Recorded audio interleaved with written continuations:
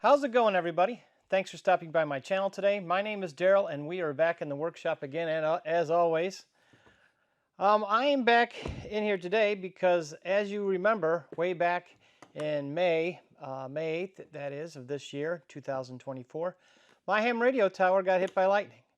So ever since then, I've been replacing equipment, trying to get things back to normal again, and I've replaced a lot of gear. But I still haven't got my tower back in service yet. I have ground rods to put in yet. And this lightning, by the way, hit me before I could even get the ground rods in. I have them, but I haven't gotten them in yet. So before I could even get those in, I took a lightning hit already. So let that be a lesson to you. If you put your tower up or you put anything like an antenna like that, please get it grounded before you actually start using it. Don't do what I did and start using it and then plan my grounding system. That was a bad idea, and I paid the price for that.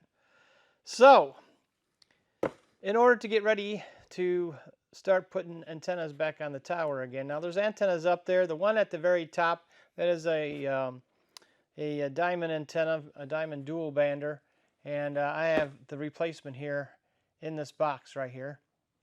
And they're still up there. So I'm waiting on my tower guy. Well, actually, he's waiting on me to give him the word to come over here and start work and replace the antennas that were damaged during the storm. So let's open up this box and I'll show you what I'm going to replace it with. So, a lot of tape on here. And when you order an antenna, actually there's two antennas in here. They charge you a little bit more for shipping, and you can see that this particular company put a little bit of extra time into making sure my box didn't get damaged. And I apologize if sometimes there might be some. Oh my goodness. Can you believe that? My dehumidifier turned on. Well, we turned it off. So anyway, cut me a break. I've got a lot on my mind, and I might go dark. Sitting here, hopefully you can still see me. But I just thought I'd throw this video together and show you what I got.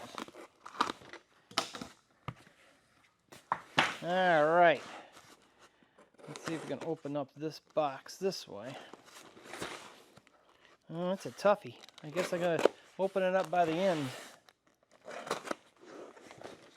Let's see if we can get that open. All right. Let me collapse this knife and get it out of the way. I don't have a lot of room. Okay, let's just pull it out. Oh, junk. They did a great job packing this. I don't know how they got these two antennas in here, but they did manage to squeeze them in. My goodness. I'm going to have to cut it off and come back when I get all the packing off of this thing. All right. Here they are. We got even more packing here. Let me grab my knife back again. I don't know if you can tell in the video, but it's raining pretty good outside. That was one of the things that's been holding me up a lot, trying to get the grounding done, is the rain. We've been having a very rainy year, summertime, and it's sure slowed me down trying to get this grounding in. All right, you can see they packed this real well. Let's get this one. See if I can get all this off of here without going through the actual packaging for the antennas. I guess I have to return them for some reason. Oh my goodness, I really got this packed well. All right, I think I got it all. So what did I get? All right, well, straight away, This one here, let's turn it around here, is the Diamond 2 meter, 70 centimeter dual band high performance gain vertical antenna, and it is the X510HDN, and that is the same antenna that I have up there right now. I like this one. It's done a great job for me, and I'm going to replace it with a new one. So the one that's up there now has the top of it's blown off by the lightning. And then I got this antenna, and this one here is the Comet CA-Super 22. The Super 22 is a 220 antenna. So yeah, 220 antenna. So I'm going to put that up there because we got that 220 repeater, remember? So I thought that maybe, well, I'll get the 220 antenna and put it up there on the sidearm. And once I get the 220 repeater running, I can at least have the repeater running here in the shop and let people start using it before we get to a point where we're putting it out at the repeater site. So anyway, that's what I got. Now, I know there's all kinds of choices when it comes to putting these antennas on your tower, or what you choose. A lot of people are going to say that's a great antenna, or both of these are great. Some people might say, oh, you should have went with something that's commercial, and I love to go with a commercial dual band if you can tell me the name and company of a 2 meter 440 dual band commercial antenna, because I would love to go commercial. I'm not shy about spending the extra money on something that's a commercial grade product. I do like them a lot.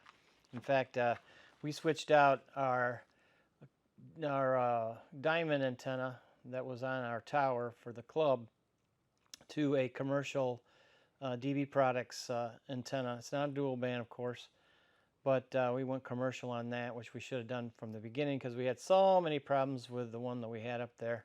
So a lot of static issues and things like that, leaking of the antenna due to this, the environment of where this antenna is at. There's a lot of wind there, so we did replace that with a commercial antenna. But yeah, I like it a lot. Now, where did I buy these from? I bought these from a company called The Antenna Farm, and they're located in Rexford, Montana, and they gave me a pretty good price on these. And they got them shipped out really fast too, which I really appreciate. When I buy stuff, I like to try to get it here as soon as as fast as I can. I don't always pay for the extra shipping upgrade, but when you don't do it and they get it to you real quick, that just makes me more and more happy. So what do you think about these antennas? Would you have gone this way? This one's going to be at the very top, like the one that's up there now. So hopefully this one will, once I get the grounding system in, I won't have issues with, things getting hit by lightning. Here's the antennas themselves, and you can see how they're packed. I'm sure most hams have ordered an antenna before, or bought an antenna and had it show up like this.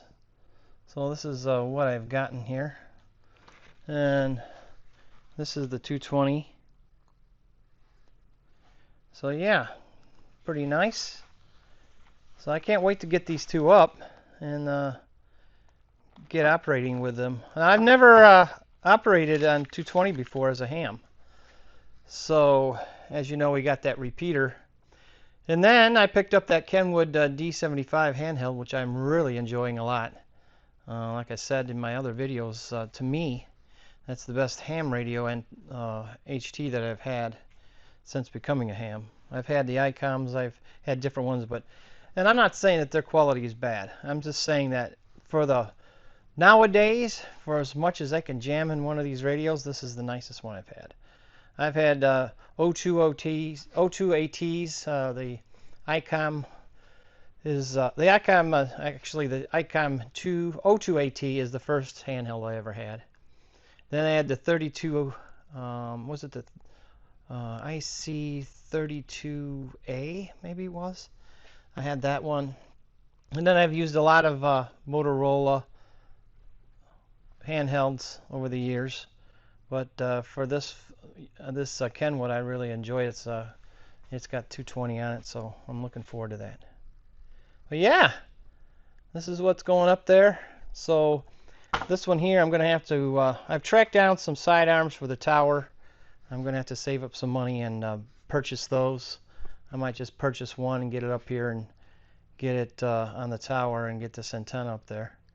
But I'm going to have 3 arms up there, 3 side arms, or standoffs, whichever you want to call it. And this one's going up there. I think I'm going to put a 6-meter vertical on one, and I'm not quite sure what the third one's going to get. So that's my plans for now. Well, let's talk about what's going on this side of the shop. As you know, we got this MSF 5000. I started making a video on this, and I ran into all kinds of trouble with this repeater. I'm having trouble with getting anything out of the transmit VCO. So I've got the cover loose here on the RF tray, and I'm going to go in there and see if I can find out why we're not getting any voltage there. It might be just a corrosion thing. I don't know. But if anybody knows about these, you know, put any of these into service, let me know what your thoughts are and, you know, what I might be looking for. But I have the service manual, and I'll go through there and try to see if I can track down what our problem is. The VCO will idle at a frequency, usually the outbound frequency of the repeater you have it on. So in our case, it would be 146.850 megahertz. It should idle there. It's not doing that. And I have switched the idle frequency manual to manual, and I have manually set it up for 146.800. So when you come into your ham shack or the repeater shack, you don't hear this thing idling on your outbound frequency, your output frequency on the repeater pair. So right now it's not doing that, and I'm not getting any transmit out on the PA. So I need to dig into that and find out why it's not doing that. And then we move over to the 6-meter repeater, and the 6-meter repeater is pretty much done. I have the receiver over on the bench, the receive radio, and I'm just going to do a little SINAD test on it and just make sure we are where we're supposed to be. We're not going to get out of it what I want out of it. You know, we're not going to get a 12 SINAD at you know, minus 0.2 microvolts. That's probably not going to happen. But I have thought about maybe just putting in a preamp on this thing. So what I'm waiting for now is I need to get my act together and get a new tray, a new shelf for this, so I can mount it on a proper shelf that's going to go in the other cabinet at the repeater site. But for all intents and purposes, this thing is ready to go. We made all the videos. There's some still playing around with programming on the controller, but other than that, it's ready to go. So right now, for this, I would put it in even without the fans. I don't think there's going to be a whole lot of overheating with the amount of traffic that's going to go on it. But I am looking for, and if you guys know where I might find kind of a shelf like this that has fans built into like one end of it. They do make the rack mounted fans, but then how do I get this thing mounted? Like I'll have to mount it forward, so maybe I can put the rack mounted fans just on the bottom of this and have it blowing on there. I don't know. I got to come up with an idea for that. But other than that, this repeater is ready to go, and it's operating really well. Then back here we got the 220 repeater, and that was given to the club, and I'm not sure whether it works or not, but we'll have to find that out. So that at one point that's going to be on the bench, and we'll figure that out. And then behind it, down in here, I got a UHF repeater, the MSR 2000. Geez, all these repeaters I'm trying to remember. But yeah, so I got that one to do too. But that's what we're doing right now. And then I also brought this Yaesu rotator controller and put it up on my bench to try to see if I can troubleshoot it. And I don't know if you can tell, but I pulled this loose, And we see got a couple caps down here, and one's kind of burnt, so I'll have to, and that's this one right there. It's burnt, but I smelt in there. I didn't smell a lot of smoke, but it's not operating right now. It might not even be 100% the controller itself. The actual rotator that's up on the tower also took the hit, so there might be something up there that's not right.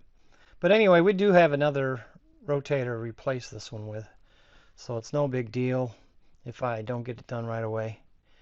But I just thought I'd bring it up here and put it on my bench to see if I can find out what's wrong with it. And my bench is a mess, so I'm going to have to start cleaning that up. But that's where we're at right now with what's going on with the repeaters. So let me turn the camera on and I'll tell you what the club is doing. Alright, I got the camera turned around here. So you can see that I got a lot on my plate here. Some of the major things are getting the grounding rods in the ground. And it's raining out there again. And it seems like every time I think it's going to dry up enough for me to start working out there, it gets wet again. So we'll get it. It just take a little time, but I need to just pick a day when I can see about 3 days of nice dry weather and go at it. What I'm going to do out there, I believe, is I'm going to put in, I have 10 ground rods that I have for around the tower. I'm probably going to put in 6 or 7 of them, and they're all going to be CAD welded. All the copper wire is going to be CAD welded to the actual ground rods.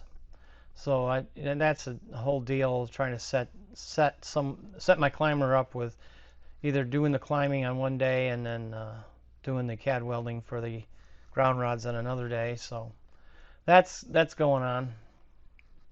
And then of course putting up the antennas on the tower and the rotator. So once I get those two up there and I get the ground rods in, then I should be good to go on the air again with it and see what happens, and hopefully I won't suffer the same fate again. Anyway, yeah, I've been doing a lot of POTA. The band conditions over the weekend were also great. So I did make some POTA contacts. I made some FT8 contacts. But a lot of the bands weren't so great. So, and then with my, the bands have to be in good shape when I have the time to get on the bands. But anyway, maybe the next time I get on there, I'll do a live or something like that, and we can have some kind of a meetup on there. That would be kind of fun. But anyway, I just want to let you know what's going on over here today and what I got in the mail. I don't think I have anything else coming yet, but what else was I thinking? I can't remember. But anyway, I appreciate you being here. I appreciate all my subscribers. I appreciate the comments. I love answering the comments. Hey, look at my scar here. It's really getting, it's really healing really well. Remember, I had that skin cancer here. Go get checked out. This thing was gone on longer than it should have, and it could have really been a bad thing. So update on that. Good. Alpha-gal syndrome, still an ongoing thing. You can see me having to clear my throat. That's what happens when I drink any kind of like milk. Like I had a bowl of cereal, and that's what happens to me.